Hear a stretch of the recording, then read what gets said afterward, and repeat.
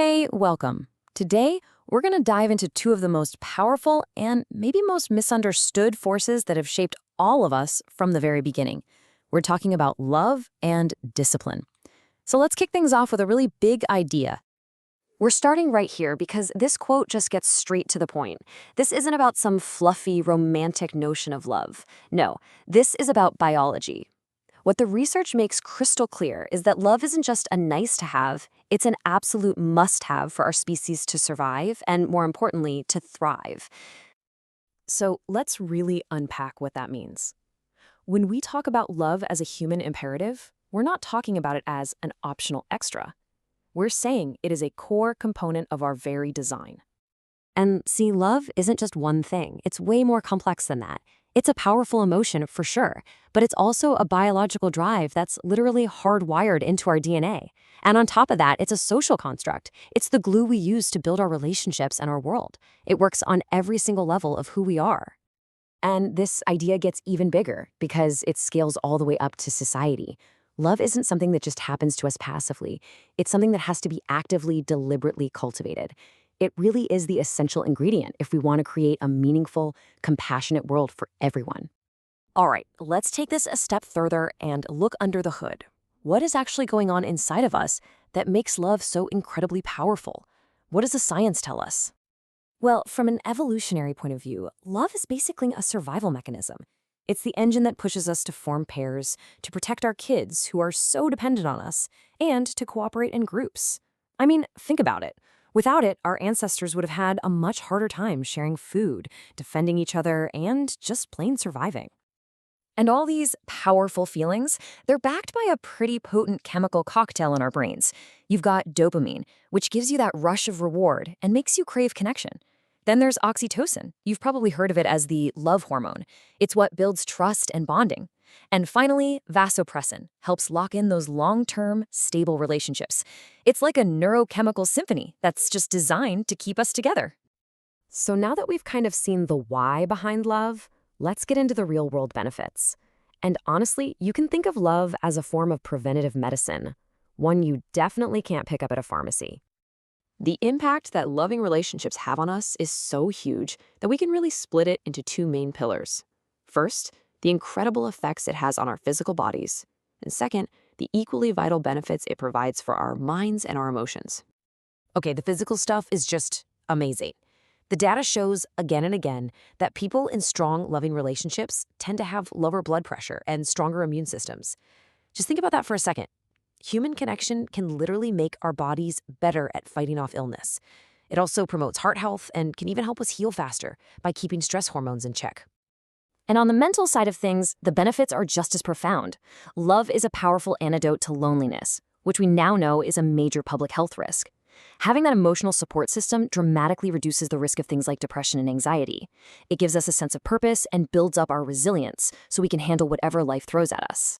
This is all especially critical when it comes to kids. I absolutely love this term, a relational nutrient. It's perfect. Just like vitamins and minerals build a healthy body, love literally builds a healthy brain. It's the bedrock for emotional intelligence, for empathy, and for a child's fundamental sense of self-worth. Okay, so we've established it. Love is foundational. It's a biological imperative. It's a health prescription. But what if I told you that as essential as love is, it isn't the whole story? This is the question that forces us to look a little deeper. Because if love is the engine, what provides the steering wheel? What gives that powerful engine direction and structure?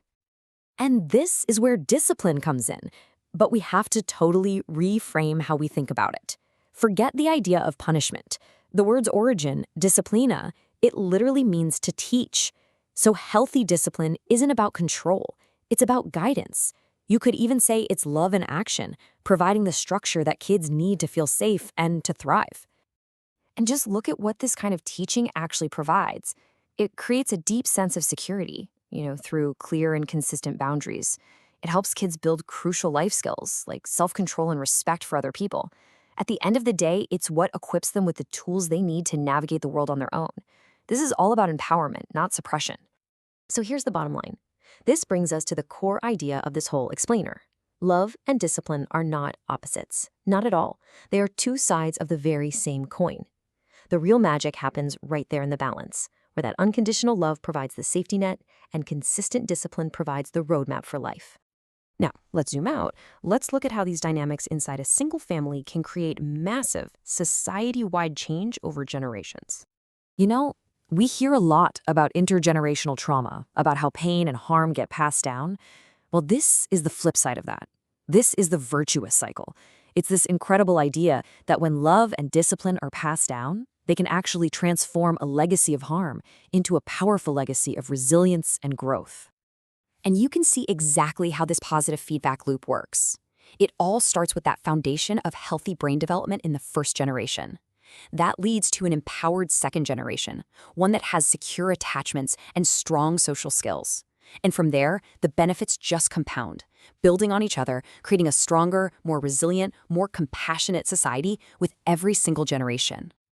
Now, this virtuous cycle, it doesn't just improve our emotional world. It can fundamentally change how we use our time. To really get this, let's look at this number, 6,067. So what is that? Well, that's the average number of hours each of us spends per year on just basic biological maintenance, sleeping, eating, hygiene. What does that have to do with any of this?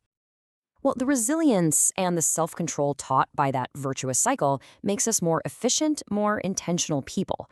We end up spending less time just managing chaos and stress, which frees up an incredible amount of time to invest in what the sources call the pillars of living, strengthening our relationships, working on ourselves, and enjoying leisure that actually recharges us.